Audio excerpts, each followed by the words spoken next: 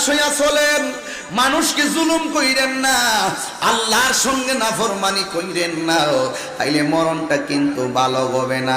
বেঈমান মারা যাওয়ার পরে গোসলখানায় নিয়ে যখন পানিটা ডাইলা দিব, রুহুটা ডাক দিয়ে কইবা, আম্মা এত গরম পানিটা কেমনে ডাললা?